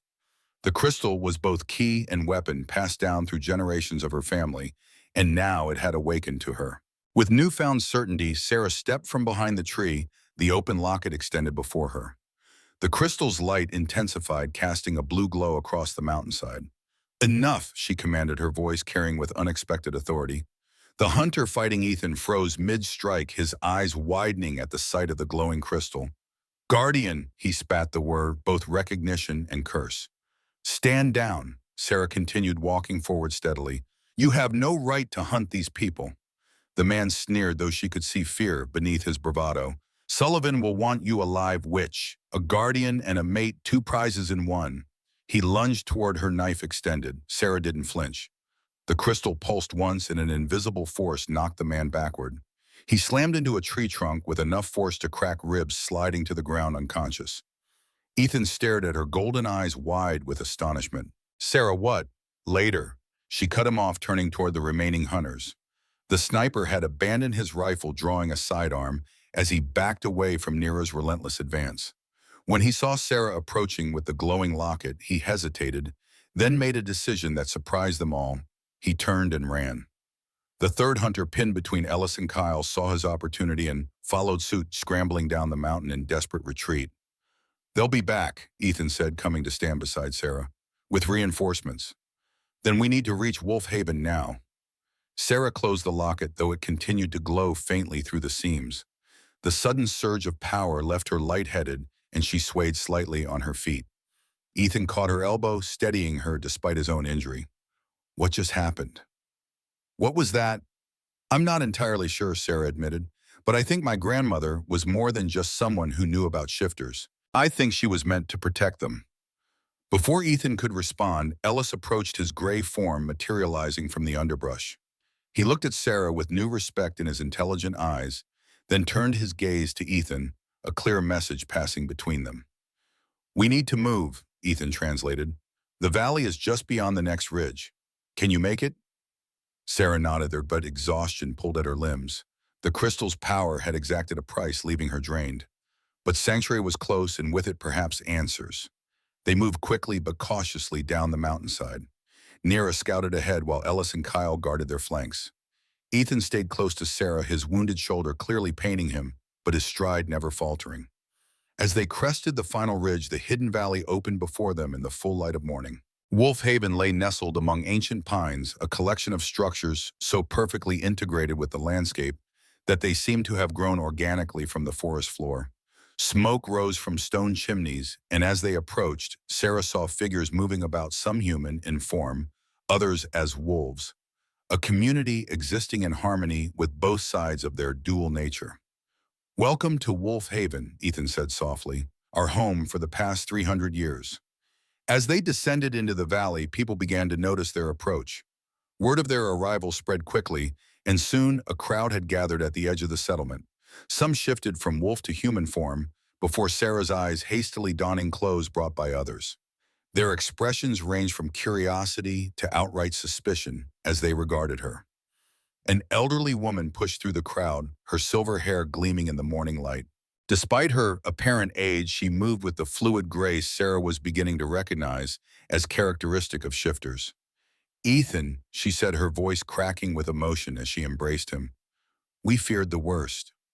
"Grandmother," he replied, returning her embrace before turning to include Sarah. "This is the woman who saved me, my mate." The word hung in the air, causing a ripple of murmurs through the gathered crowd. The old woman's eyes, the same golden hue as Ethan's, widened as she studied Sarah with newfound interest. "A human mate," she said, wonder in her voice. "After all these centuries." She stepped forward, taking Sarah's hands in her weathered ones. "Child, do you understand what you have become a part of? What it means to be bonded to one of our kind?" Sarah met her gaze steadily, finding strength she didn't know she possessed. "Not entirely," she admitted, "but I'm beginning to learn." The old woman smiled a smile so like Ethan's that Sarah's heart constricted. "That," she said softly, "is a very good beginning indeed." She turned to the crowd, her voice ringing with authority. "Prepare the healing lodge for Ethan, and make ready the guardian's cabin. It has stood empty too long." As the crowd dispersed to carry out her instructions, the old woman, who introduced herself as Alara, led them toward the center of the settlement. Ethan's wound had begun to bleed again, the silver in his system preventing the natural healing abilities of his kind. "We need to remove the silver before infection sets in," Alara explained, guiding them toward a low stone building with a thatched roof. "Our healer has experience with such wounds." Inside the healing lodge was warm and fragrant with herbs. A middle-aged woman with kind eyes and strong hands directed Ethan to a pallet near the central hearth. Sarah started to follow, but Alara gently held her back. "Let them work," she said. "Cora is the best healer in 3 generations of our pack. Ethan is in good hands." Reluctantly, Sarah allowed herself to be led outside. The locket at her throat had cooled, but she could still feel its energy pulsing in time with her heartbeat, a constant reminder of the mysteries yet to be explained. "You have questions." Alara said, not a question, but a statement of fact. "Come, we will talk while Ethan is tended to." She led Sarah to a small cabin set slightly apart from the others. Inside was a single room furnished simply but comfortably with a stone fireplace, a bed, a table with chairs and shelves lined with books and curious objects. "The guardian's cabin," Ilara explained, gesturing for Sarah to sit. "It has stood empty since your grandmother's last visit nearly 20 years ago." Sarah's head snapped up. "My grandmother came here. You knew her." Alara nodded, her golden eyes warm with memory. "Eleanor Mason was more than just a guardian. She was a friend to our pack for over 60 years. She helped us through some of our darkest times, particularly during the Sullivan family's most aggressive hunting periods." "But she never told me," Sarah whispered. "All those stories about forest spirits and magic, I thought they were just fairy tales." "She was protecting you," Alara said gently. "The gift of a guardian passes through bloodlines, but manifests differently in each generation. Some never develop abilities at all. Eleanor hoped you might be spared the burden. But then I found Ethan. No child, he found you, or rather, you found each other. The mate bond and the guardian gift are separate but complementary forces, that they would converge in one person." Alara shook her head in wonder. "It is unprecedented in our history." Sarah's fingers traced the outline of the locket through her shirt. "What exactly is a guardian supposed to do?" "Balance," Alara replied. "Where supernatural force to touch the human world, guardians stand at the threshold, ensuring neither side overwhelms the other. They protect humans from magical threats they cannot comprehend, and they shield supernatural beings from human fear and aggression." She moved to a carved wooden chest in the corner of the cabin, retrieving a leather-bound journal identical to the one Sarah had found in her grandmother's hidden compartment. "Eleanor left this for you, should you ever find your way to us. I think now is the time for you to read it." Sarah accepted the journal with trembling hands. Opening it, she found pages filled with her grandmother's elegant script, detailed accounts of encounters with supernatural beings, sketches of magical artifacts, and most significantly, a comprehensive history of the Sullivan family's vendetta against shifters. Maxwell Sullivan believes his family's crusade against our kind is righteousness, Ilara explained as Sarah skimmed the pages. In truth, it began as simple greed. The first Sullivan discovered that shifter body parts, particularly the heart, could grant temporary enhanced abilities to humans. He built a fortune selling these remedies to wealthy clients. That's barbaric, Sarah whispered, horrified. Indeed, but over generations, greed became fanaticism. Each Sullivan heir was raised to believe shifters are abominations. Maxwell has taken it further than any before him, combining ancient blood rituals with modern biotechnology. He seeks to create a serum that would grant permanent shifter abilities without the animal taint, as he calls it. And he's experimenting on captured shifters, Sarah said, remembering what Ethan had told her. Lilara nodded gravely. Including Ethan's sister Lyra. She was taken 6 months ago while patrolling our borders. We've searched tirelessly, but Sullivan's facility is too well hidden, too well protected. A thought occurred to Sarah. The locket, the crystal inside it. Could it help us find her son? Perhaps. The crystal resonates with supernatural energies. In the hands of a trained guardian, it can locate such forces across great distances. But it would require practice control. You've only just discovered your abilities. Then teach me, Sarah said firmly. If I can help find Lyra, help protect your people from Sullivan, I want to learn. Alara studied her for a long moment, golden eyes searching. Whatever she sought, she seemed to find it for. She nodded slowly. The training is not easy, and we have little time. Sullivan will not stop hunting you now. A guardian who is also a shifter's mate represents the greatest threat his family has ever faced. Why Spaniam? Sarah asked. What makes that combination so dangerous to him? Because together you could unite the supernatural world against him. The mate bond gives you influence among shifters, while the guardian gift earns you respect among other magical communities. Sullivan has relied on keeping such groups isolated, playing on ancient rivalries and distrust. A unifying force would dismantle centuries of careful manipulation. The weight of responsibility settled on Sarah's shoulders, heavy, yet somehow fitting like a coat tailored precisely to her measurements. All her life she'd felt somewhat apart from the world around her, as though waiting for a purpose worthy of complete commitment.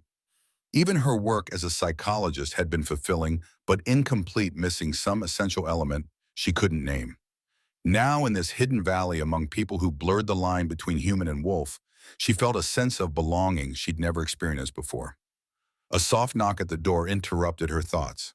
Cora the healer stood in the doorway. Ethan is asking for you, she said to Sarah. The silver is removed, but he will need time to heal fully. Sarah rose immediately. Take me to him. Ethan lay on the pallet where she had last seen him, his upper body wrapped in herbal-scented bandages. His golden eyes brightened when she entered, and he struggled to sit up. Easy, she admonished, moving quickly to his side. You need to rest. He caught her hand, his grip firm, despite his weakness. I heard them talking. You know about the Guardians now, about your grandmother. Sarah nodded. Some of it. There's still so much to learn. And you're staying. Not a question, but a statement filled with barely concealed hope. Yes. The decision had been made the moment she'd felt the crystal's power flow through her, perhaps even before that, when she had first looked into the blind wolf's milky eyes and chosen compassion over caution. I'm staying. Relief washed over his features, followed quickly by concern. Sullivan won't stop hunting us, especially now that he knows what you are. Then we'll face him together, Sarah said with quiet determination. But first you need to heal, and I need to learn how to use this. She touched the locket at her throat. Their conversation was interrupted by a commotion outside. Raised voices, urgent footsteps. Ellis appeared in the doorway of the healing lodge, his human form tall and imposing, the scars visible on his face, matching those Sarah had seen on his wolf counterpart. Trouble, he said without preamble. Our scouts report Sullivan's men have established a perimeter around the mountain range. They're setting up equipment, looks like they're preparing for a full-scale assault. Ethan attempted to rise again, grimacing with the effort. Sarah placed a restraining hand on his unwounded shoulder. How many? She asked, turning to Ellis. At least 30 armed men, vehicles with mounted weapons, and something else. His expression darkened. They have cages, human-sized cages. Alara had followed Ellis into the lodge, her ancient face grim. They mean to capture, not just kill. Sullivan wants specimens. The thought of Ethan or any of his people locked in cages subjected to Sullivan's experiments sent a wave of protective fury through Sarah. The locket at her throat flared with sudden heat responding to her emotions. "We need to evacuate the most vulnerable," Ethan said, his tactical mind working, despite his injury. "The youngest, the oldest. The tunnels leading north." "There's no time." Ellis cut him off. "They've already begun moving up the lower slopes. We have hours at most before they reach the valley approaches." A tense silence fell over the room as the reality of their situation sank in. Wolf Haven, hidden and secure for centuries, now faced its greatest threat. And Sarah, newly awakened to her powers and responsibilities, stood at the center of the coming storm. "The crystal," she said, suddenly an idea forming. "Alara, you said it could locate supernatural energies. Could it also mask them, hide them from detection?" The old woman's eyes widened slightly. "In theory, yes. A guardian of sufficient skill could create a veil of concealment. But to shield an entire valley," she shook her head, "it would require more power than a single crystal could provide." "What about the ley lines?" Ethan asked, exchanging a meaningful glance with his grandmother. "The valley sits at a convergence point. Could Sarah tap into that energy?" "It would be dangerous," Alara cautioned. "The ley lines are raw power difficult to control even for an experienced guardian. For Sarah with no training." "Show me," Sarah interrupted. "If there's even a chance it could protect Wolfhaven, I have to try." Alara searched her face, then nodded gravely. "Come. The sacred circle lies at the heart of the valley. If anywhere has the potential to amplify your abilities, it's there." Sarah turned back to Ethan, torn between staying at his side and doing what was necessary to protect his home. Their home now, she realized with a jolt. He read her conflict easily. "Go," he said softly. "I'll join you as soon as I can." She bent and pressed her lips to his forehead, a gesture that felt both new and ancient, as though she'd been doing it for lifetimes. "Rest. Heal. I'll do what I can." Alara led Sarah through the settlement toward its center, where an ancient oak tree stood in a perfect circle of stones. The ground beneath their feet hummed with subtle energy that grew stronger as they approached the circle. "This place marks the convergence of 5 ley lines," Alara explained, "channels of natural magic that flow through the earth. Our ancestors chose this valley precisely because of this power source.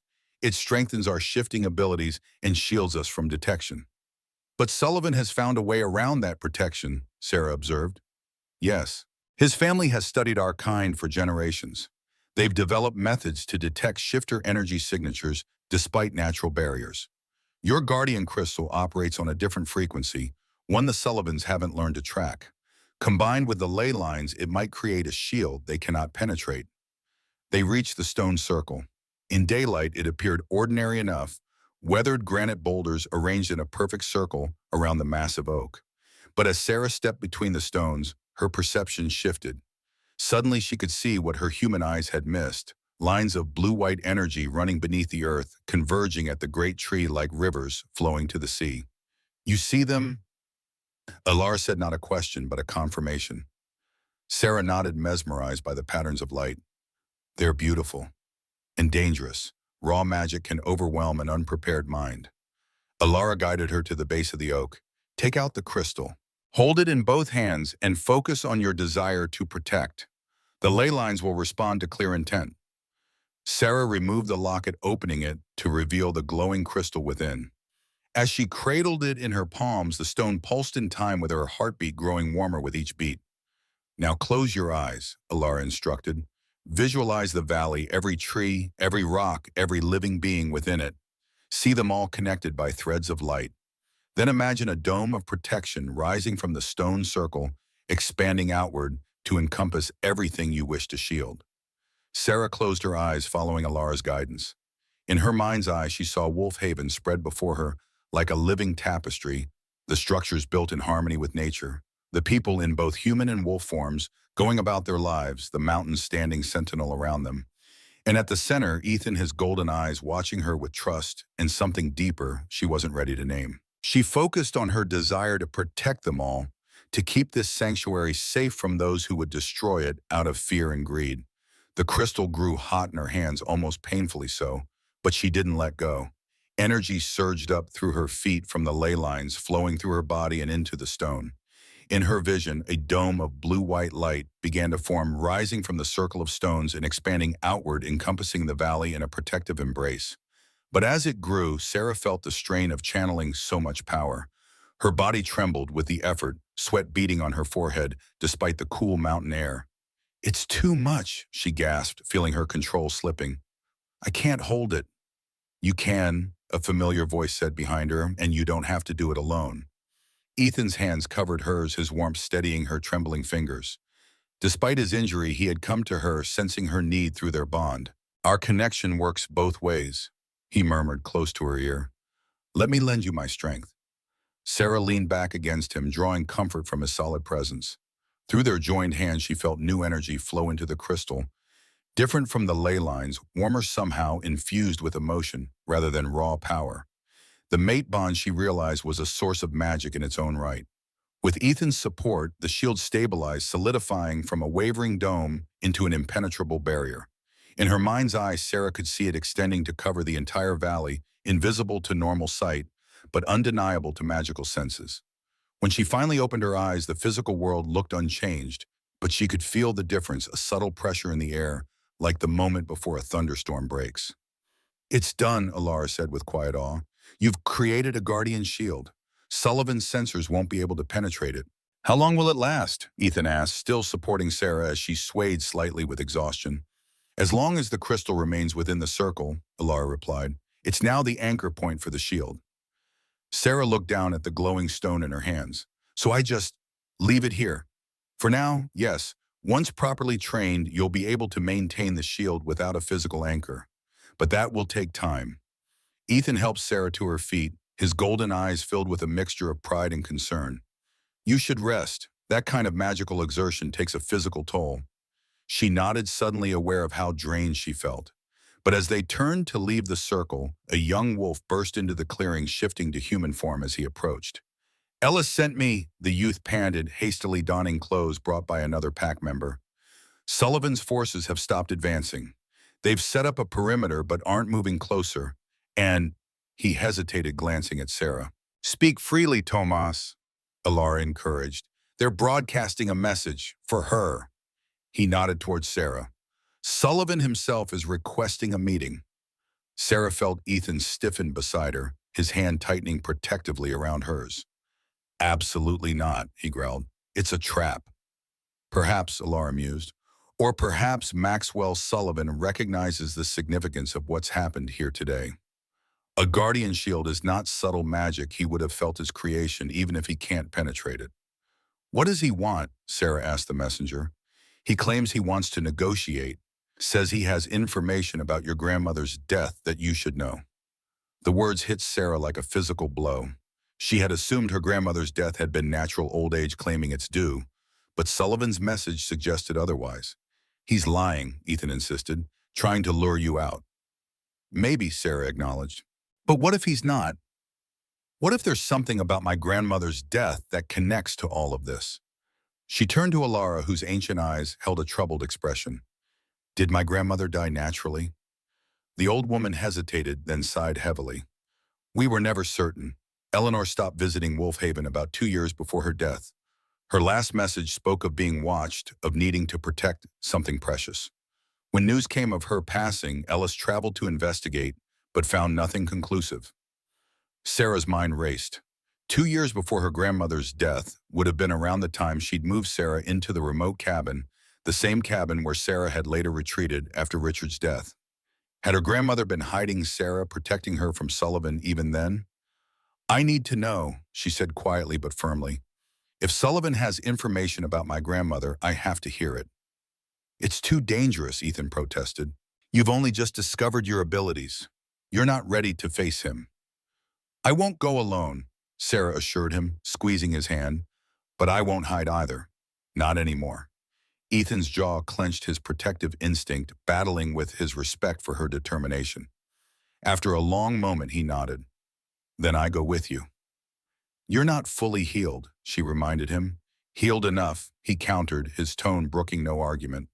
My wound won't kill me, and I'll be damned if I let you face Sullivan without me.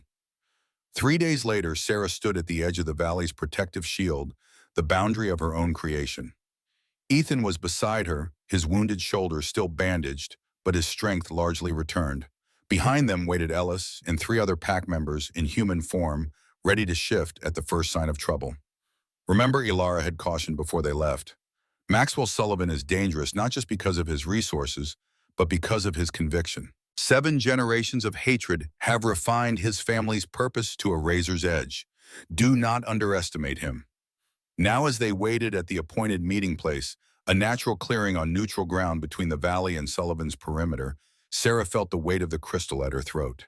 She had spent the past 3 days in intensive training with Ilara learning the basics of her guardian abilities. It wasn't enough, not by far, but it would have to do. He's coming, Ethan murmured, his enhanced senses detecting what Sarah's could not yet perceive. 3 vehicles approaching, at least 10 men with him. Sarah nodded, steeling herself. The soft wind carried the scent of pine and earth-familiar smells that now seemed sharper to her awakening senses. She had changed in ways she was only beginning to understand, the mate bond, with Ethan enhancing her perceptions, the guardian gift and awakening dormant abilities. The rumble of engines broke the mountain silence. 3 black SUVs appeared on the forest track, their tinted windows concealing the occupants. They stopped 100 yards away, and for a moment nothing happened. Then the center vehicle's door opened. Maxwell Sullivan stepped out alone. He was not what Sarah had expected.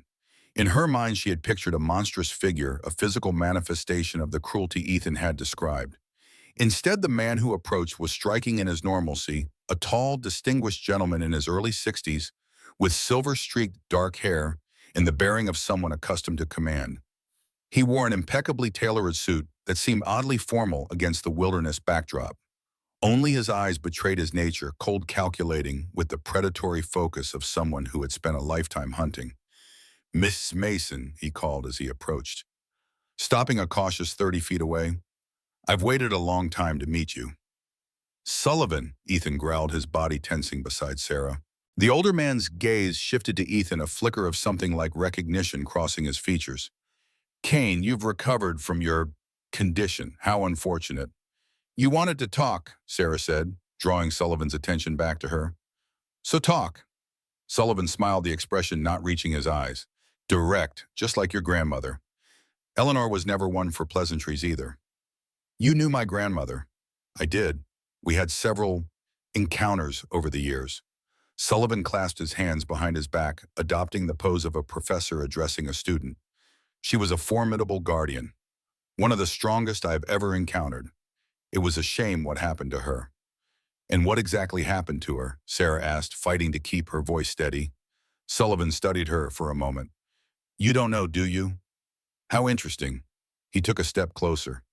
"Your grandmother didn't die of natural causes, Miss Mason. She was murdered. By one of them." He nodded toward Ethan. "You're lying," Ethan snarled, a hint of wolf emerging in his voice. "Am I?" Sullivan raised an eyebrow. "Ask your elders about the night Eleanor Mason last visited Wolf Haven. Ask why she never returned." Sarah felt cold dread pooling in her stomach. Could it be true? Had her grandmother been killed by a shift or so? It didn't make sense. She had trusted them, protected them. "Even if that were true," Sarah said carefully, "why would you care? Your family has hunted shifters for generations. You would have considered my grandmother an enemy. An adversary, yes, but one worthy of respect." Sullivan's face hardened. What happened to Eleanor was dishonorable, a violation of the old codes. "I may hunt their kind, but I do so openly with a purpose. What was done to your grandmother was cowardice." "Why tell me this now?" Sarah asked, suspicion growing. "What do you want?" Sullivan's smile returned colder than before. "The same thing I've always wanted.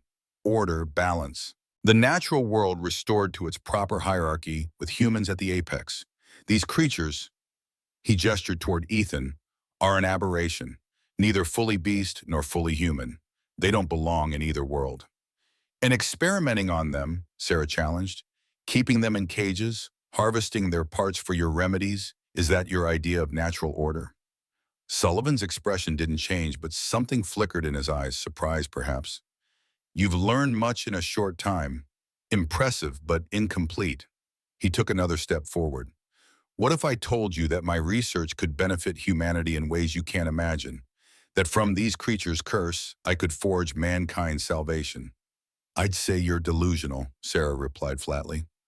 Sullivan laughed, the sound devoid of humor. Your grandmother said almost the exact same thing the last time we spoke. His face grew serious again. I'm offering you a choice, Ms. Mason. Something Eleanor never had. Join me. Bring your guardian gifts to a cause worthy of them. Help me perfect what I've begun. And if I refuse, then you've chosen your side in a war that's been waging for centuries. Sullivan's voice hardened. A war your side cannot win. Sarah felt the crystal at her throat growing warm, responding to her emotions. The power she'd tapped to create the shield stirred within her, ready to be called forth. But instead of fear, she felt a strange calm settle over her. You're right about one thing, Sullivan, she said quietly. I have chosen my side. She stepped forward, feeling Ethan move with her, a united front. But you're wrong about the outcome. This war ends now, today. She raised her hand, the locket clasped in her palm. The crystal's light blazed forth, casting Sullivan's face in harsh blue illumination. For the first time, she saw uncertainty in the hunter's eyes. You don't know what you're doing, he warned, taking a step back. That power isn't meant for... It's meant for exactly this, Sarah interrupted, drawing on the knowledge that had awakened within her. To maintain balance, to protect. The crystal's light expanded, forming a sphere around Sarah and Ethan. As Sullivan watched his expression shifting from uncertainty to alarm, the light pulsed outward in a wave, washing over him and his men waiting in the vehicles. When it faded, Sarah lowered her hand, her legs trembling slightly from the exertion. Ethan's arm came around her waist, supporting her. What did you do to me? Sullivan demanded, his voice tight with sudden fear as he examined his hands, his body. I marked you, Sarah replied. Every guardian can recognize you now. Every supernatural being will know you for what you are, a hunter who has broken the ancient codes. You'll find your old methods unreliable from now on. Sullivan's face contorted with rage. This changes nothing, he spat. You think your little parlor tricks can stop what I've built over decades? I still have your sister, he added, glaring at Ethan. And others. Their blood has already given me what I need. Then we'll find them, Ethan said calmly. All of them. And when we do, you'll answer for every harm you've caused. Sullivan straightened, adjusting his suit jacket with forced composure. This isn't over, he said coldly, backing toward his vehicle. Not by a long shot. No, Sarah agreed, but it's changed, and you know it. As Sullivan returned to his SUV, Sarah felt a wave of exhaustion wash over her. The crystal's power had drained her more than she'd expected. But there was satisfaction, too. She had faced the man who had terrorized Ethan's people for decades, who might have been responsible for her grandmother's death, and she had not flinched. Did you mean it? Ethan asked quietly as they watched the vehicles pull away. About marking him. Sarah smiled tiredly. Alara taught me that trick yesterday. It won't stop him, but it will make his life significantly more difficult. No supernatural being will trust him now. His methods of tracking and capturing shifters won't work the same way. You're remarkable, Ethan said, his golden eyes warm with admiration. Sarah leaned into his strength, allowing herself a moment of vulnerability now that the confrontation was over. I still have so much to learn, and we need to find out the truth about my grandmother. We will, Ethan promised, together. As they turned back toward Wolfhaven, the valley shimmering behind its protective shield, Sarah felt the weight of her grandmother's locket against her skin, a familiar pressure that now carried new meaning. The blind wolf she had saved had led her to her true purpose, her true self. The broken had healed the breaker, and in that healing both had found their true strength. In the days and weeks that followed, Sarah would begin to unravel the mystery of her grandmother's death train in her guardian abilities in search for Ethan's missing sister. The confrontation with Maxwell Sullivan was not an ending, but a beginning, the first battle in a war that would test both her newfound powers and the bond she shared with Ethan. But for now, as they walked back to the sanctuary of Wolfhaven hand in hand, Sarah knew one thing with absolute certainty. She had found her place in the world, a purpose worthy of commitment, and a connection deeper than any she had known before. She was no longer just Sarah Mason, the woman who had retreated from life after losing her fiancé. She was a guardian, a protector of the balance between worlds. And she was Ethan Kane's mate, two souls who had found each other across centuries of searching. Whatever challenges lay ahead, they would face them together.